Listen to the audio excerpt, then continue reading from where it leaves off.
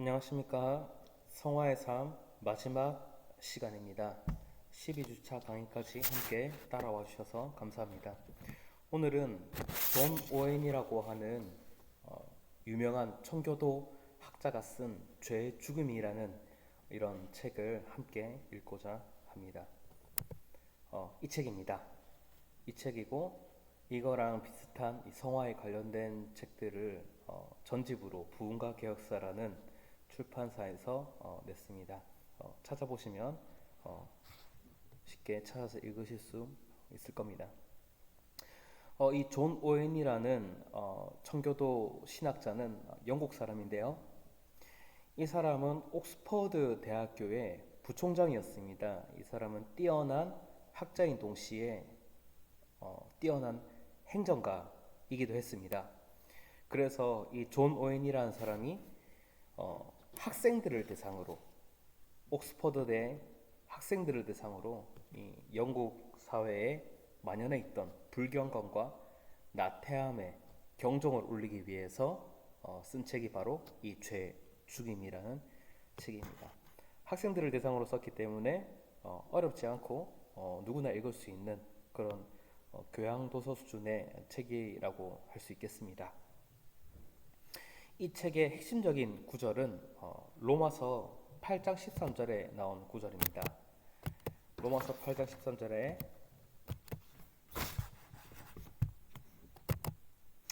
너희가 육신대로 살면 반드시 죽을 것이로되 영으로서 몸의 행실을 죽이며 살리니, 이런 구절입니다. 이 구절을 중심으로 이 죄 죽임이라는 이 책의 논지를 전개해 나가는데 이 책의 일부분을 함께 나눠보도록 하겠습니다. 이 책에서 이 성경 구절, 로마서 8장 14절 성경 구절을 이런 식으로 분석을 합니다. 이 성경 구절에 나온 8장 14절에 나온 의무는 무엇인가? 의무는 바로 몸의 행실을 죽이는 것입니다.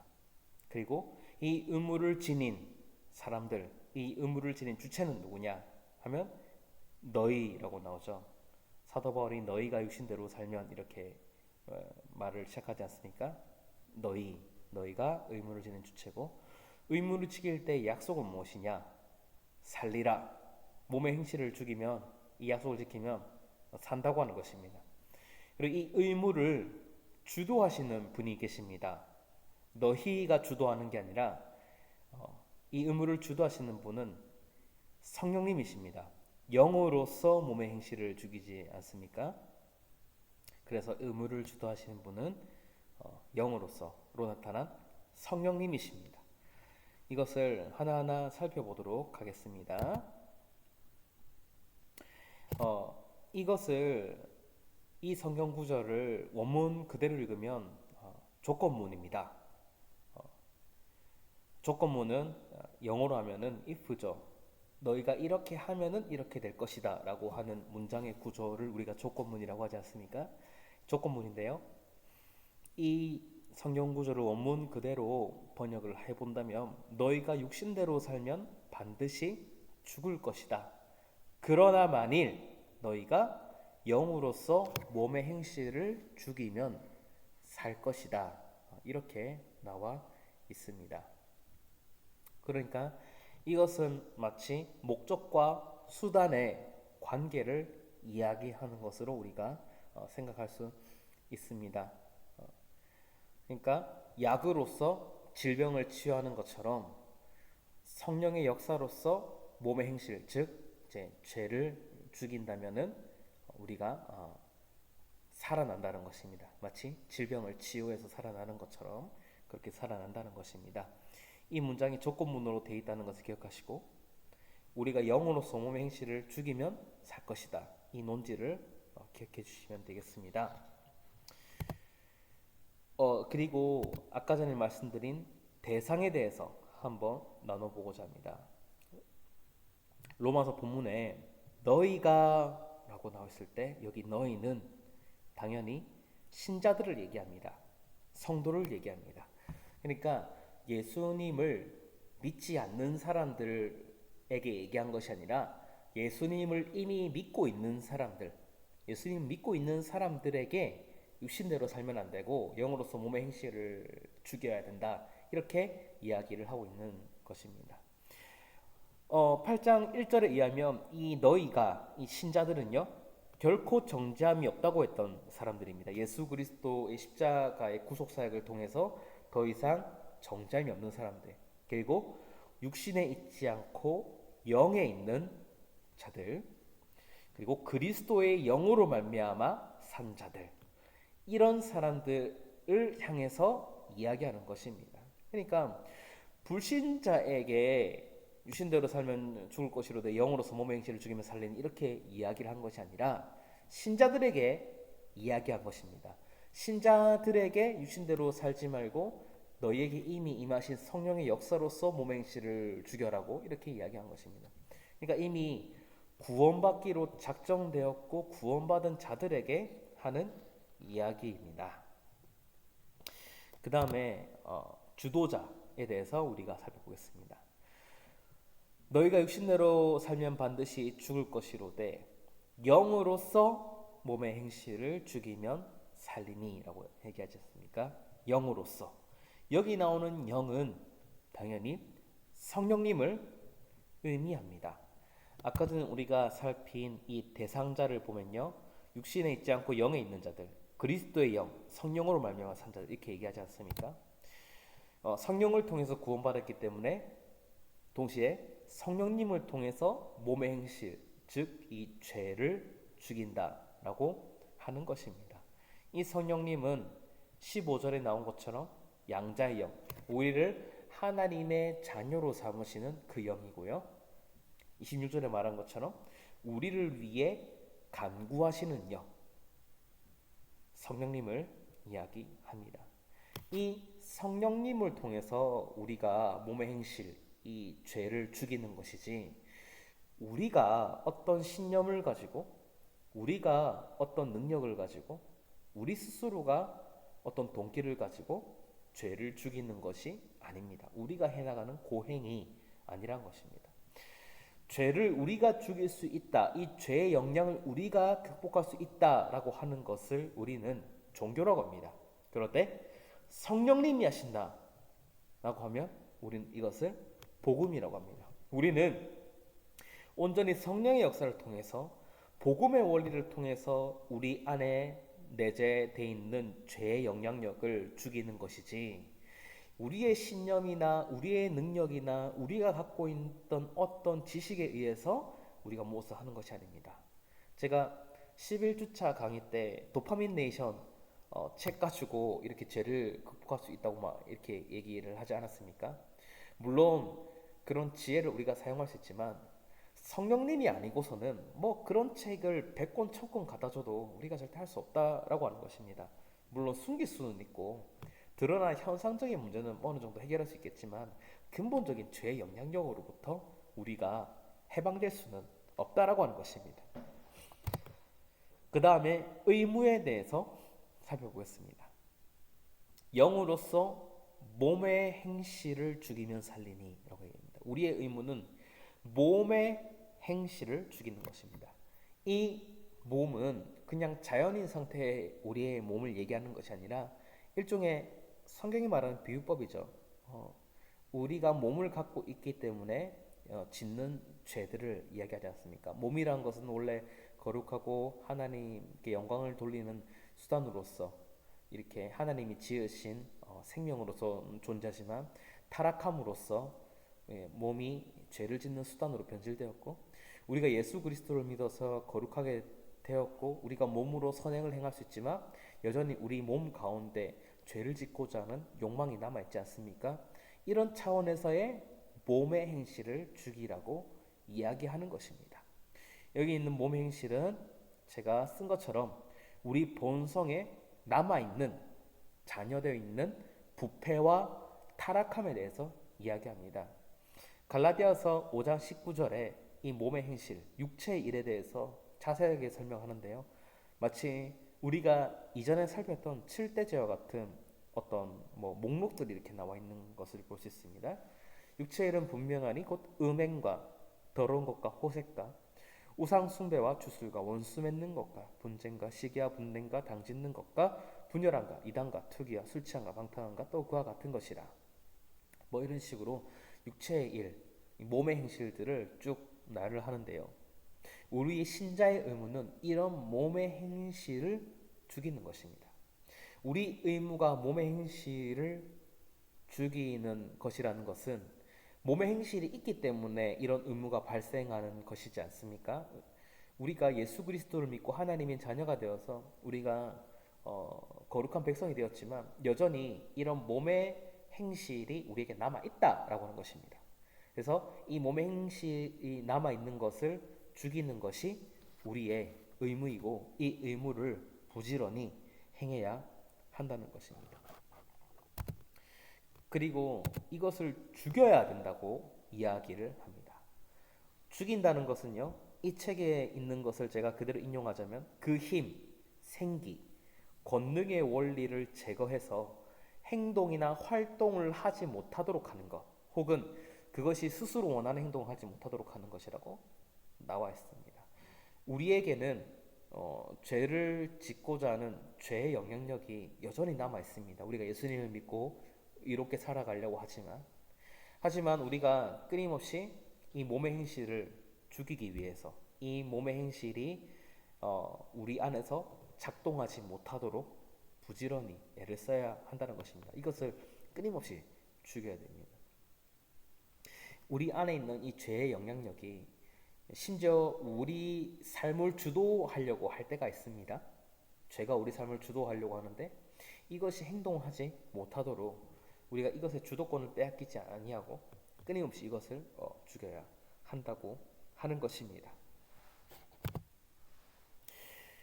우리가 죽음에 계속된 우리의 몸 속에 남아있는 죄를 죽이는 것은요, 곧 죄가 육체의 일이나 행실을 일으킬 만한 생명력이나 힘을 가질 수 없도록 하는 것입니다. 이것이 우리의 일관된 의미입니다. 조금 더 쉽게 풀어서 설명드리면 우리의 몸은 언젠가 죽게 됩니다. 예수님 믿지만 우리는 죽게 되고 언젠가 사도신경이 말하는 것처럼 우리가 부활하지 않습니까? 그전에는 우리의 몸은 죽음에 예속되어 있고 죄를 가지고 있습니다. 이 죄를 죽이는 것은 이 죄가 이 죄의 영향력이 우리가 죄의 길을 쫓아서 살아가도록 하는 일을 끊임없이 막고 억제하는 것은 우리가 살아있는 동안, 이 몸을 갖고 살아있는 동안 우리가 해야 될 의무라는 것입니다. 우리 몸 안에 있는 죄의 영향력은 우리가 끊임없이 죄를 짓도록 하지만 우리가 능동적으로 이 죄를 억누르도록 하는 것이 우리의 일관된 의무입니다. 살아있는 동안, 우리가 이 몸을 갖고 살아있는 동안 우리가 계속해서 해야 한다는 것입니다.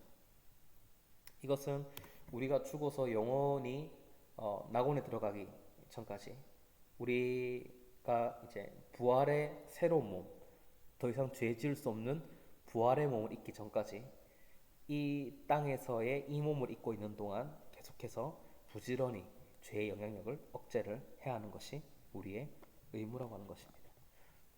죽이는 부분에 대해 설명이 길었는데요. 그 다음으로 넘어가 보도록 하겠습니다. 약속은 우리가 몸의 행실을 죽일 때 약속은 바로 살리라 하는 약속입니다. 우리가 이 약속을 지킬 때요, 우리가 성령을 통해서 몸의 행실을, 이 죄의 영향력을 죽이는 이 의무를 잘 수행했을 때 우리에게 주어진 약속은 생명입니다. 이 생명은 어떤 생명이냐면요, 이 세상에서 살아있는 동안 행복하고 활력적이며 위로가 있고 영적인 삶을 살 뿐만 아니라 내세에서 죽고 나서를 얘기하는 거죠. 영생을 얻을 것이라 라고 하는 것입니다. 물론 예수님을 믿는 순간부터 우리는 천국을 소유한 사람들입니다. 하지만 예수님을 믿는 일 안에는 죄를 죽이는 것이 포함되어 있기 때문에 우리가 죄를 죽이는 삶을 살아갈 때 내세에서 영생을 얻을 것이라고 이야기를 할 수 있습니다. 죄의 영향력을 따라 살아가면 순간적인 쾌락은 얻을 수 있겠죠. 하지만 참된 행복, 사람이 하나님께 영광 올려드리기 위해 지음받은 존재지 않습니까? 그런 측면에서 사람이 얻을 수 있는 행복, 그 행복을 얻고요. 그런 측면에서 사람은 활력을 얻습니다. 또 우리는 위로를 얻습니다. 우리가 쾌락이나 죄악에 따라다니는 그런 삶을 살아가다 보면 순간순간의 기쁨은 있겠지만 참된 위로는 없는 것입니다. 근데 우리가 모뱅씨를 죽임으로써 복음의 위로를 얻습니다. 거룩해지면서 우리가 위로를 얻습니다. 하나님의 형상을 회복해 나가는 그런 위로를 얻는다고 하십니다. 복음이 우리 안에서 살아서 작동하는데 위로를 얻겠죠. 영적인 삶을 살 수 있습니다. 그 다음으로 이 죄의 죽임에 대한 구체적인 지침에 대해서 한번 나눠보도록 하겠습니다. 우리는 항상 죄를 죽여야 됩니다. 항상이라는 말이 무슨 말이냐면 끊임없이 죄를 죽여야 됩니다. 왜냐하면 우리가 이 몸을 갖고 살아있는 동안 죄의 영향력은 끊임없이 우리 삶을 지배하려고 합니다. 그래서 우리가 끊임없이 죄를 죽이기 위해 노력을 해야 합니다. 그리고 죽이는 것과 숨기는 것을 우리가 혼동해서는 안 됩니다. 우리는 우리 안에 있는 죄의 영향력을 우리가 밝히 드러내고 그것을 올바르게 인식하고 그 죄를 죽이기 위해 노력을 해야 합니다. 그리고 우리가 죄의 영향력을 얕보지 말아야 합니다. 죄는요, 하나님의 아들이신 예수 그리스도께서 이 땅에서 십자가를 지셔야 할 정도로 굉장히 치명적이고 강력한 것입니다. 죄는 우리의 인석이나 도덕성으로 극복할 수 있는 그런 만만한 것이 아닙니다. 성령으로서만이 제거할 수 있는, 죽일 수 있는 그런 영향력이 있는 것입니다. 치명적인 것입니다. 그러니까 우리가 이 죄의 영향력을 얕보지 말아야 합니다. 이 죄라는 것은 우리를 지옥으로 끌고 가게 할 정도로 강력한 것이기 때문에 이 죄를 두려워할 필요는 없지만요. 이 죄의 영향력을 절대 얕보지 말아야 합니다. 이 죄의 영향력을 얕보지 않을 때 항상 죄를 죽이는 것이 가능합니다. 이 죄라는 것이 강력하고 치명적인 것이기 때문에 우리가 더 조심하지 않겠습니까? 마치 요셉이 보디발의 아내를 피해서 도망간 것처럼 우리가 이 죄의 영향력을 제대로 인식하고 얕보지 않을 때 끊임없이 죄를 죽이고 죄에 대한 경계심을 우리가 유지할 수 있습니다. 그리고 우리는 은혜의 방편을 신뢰하고 부지런히 사용해야 합니다. 은혜의 방편이 무엇입니까? 제가 한번 말씀드린 적이 있는 것 같은데 은혜의 방편은 하나님께서 우리에게 은혜를 주시는 방법이죠. 은혜의 방편은 말씀과 성례와 기도 이 세 가지입니다. 성례는 세례와 성찬이죠. 제가 강의 안에도 쓰기는 했습니다. 그래서 참고하시면 되겠습니다. 그래서 우리가 성경을 부지런히 읽고 묵상하고 가장 좋은 것은 교회 와서 설교를 듣는 게 가장 좋고 중요한 거죠. 그리고 기도하는 것, 그리고 우리가 성찬에 참여하는 것, 이런 것들을 통해서 하나님께서 나에게 은혜를 주시고 이 은혜를 통해서 성령께서 죄의 영향력을 죽이신다는 것을 우리가 늘 기억해야 됩니다. 이 은혜의 방편이 성령의 사역이라고 보시면 됩니다. 그래서 이 은혜의 방편을 성령의 사역으로 신뢰하고 부지런히 사용하여서 죄의 영향력을 죽여야 합니다. 이 은혜의 방편으로서 우리가 죄 죽임이 가능한 것입니다. 그리고 감정과 심리학에 쉽게 설득당하지 말아야 합니다. 감정은 내가 화가 나거나 우울하거나 무기력하거나 이런 감정이 생길 수 있습니다. 충분히 이런 감정이 생길 수 있죠. 하지만 이런 감정이 죄 짓는 길로 나아가지 못하도록 이 감정을 우리가 잘 파악하고 잘 다스려야 합니다. 우리의 감정이 이렇다고 해서 우리의 감정을 빌미로 죄가 영향력을 발휘할 수 있는 어, 그런 거는 아니죠. 그래서 우리의 감정이 죄가 발휘될 죄의 영향력이 발휘될 핑계나 죄의 수단이 되지 아니하도록 우리 감정을 잘 살피고 잘 다스리고 절제할 필요가 있습니다. 그리고 심리학에 쉽게 설득당하지 말아야 합니다. 예를 들어서 어렸을 때에 나는 이런 상처가 있었기 때문에, 나는 지난 세월에 이런 상처를 받았기 때문에 나는 이렇게 이렇게 행동해. 나는 어떤 방어 기제가 발동해서 나는 이렇게 이렇게 행동해. 나는 나에게 이렇게 행동을 하면, 나는 이런 일을 당하면 나는 어떤 심리적인 트리거, 방아쇠가 발동해서 나는 이렇게 할 수밖에 없어. 이런 심리학에 쉽게 설득당하지 말아야 합니다. 물론 우리는 심리적인 상황에, 심리적인 어떤 논리에 영향을 받습니다. 우리는 이성과 감정을 가진 인간이기 때문에 심리에 영향을 받죠. 우리는 정신적인 존재이기 때문에. 하지만 그런 심리학에 우리가 쉽게 설득당하면은 이것 또한 죄를 짓는 핑계가 됩니다. 좋아해선 안 되는 것을 좋아하고, 우리가 해야 되지 않아야 된 것을 심리적인 핑계를 들어서 나는 원래 이런 부분에 약해, 이걸 해야 돼, 하지 말아야 되는 것입니다. 제가 기억나는 드라마가 있는데요. 부부의 세계라는 드라마가 있습니다. 불륜을 소재로 한 그런 드라마였는데요. 불륜을 일으킨 그 극 중에 어, 배우가 하는 말이 뭐냐? 사랑하는 게 죄야? 이런 말을 합니다.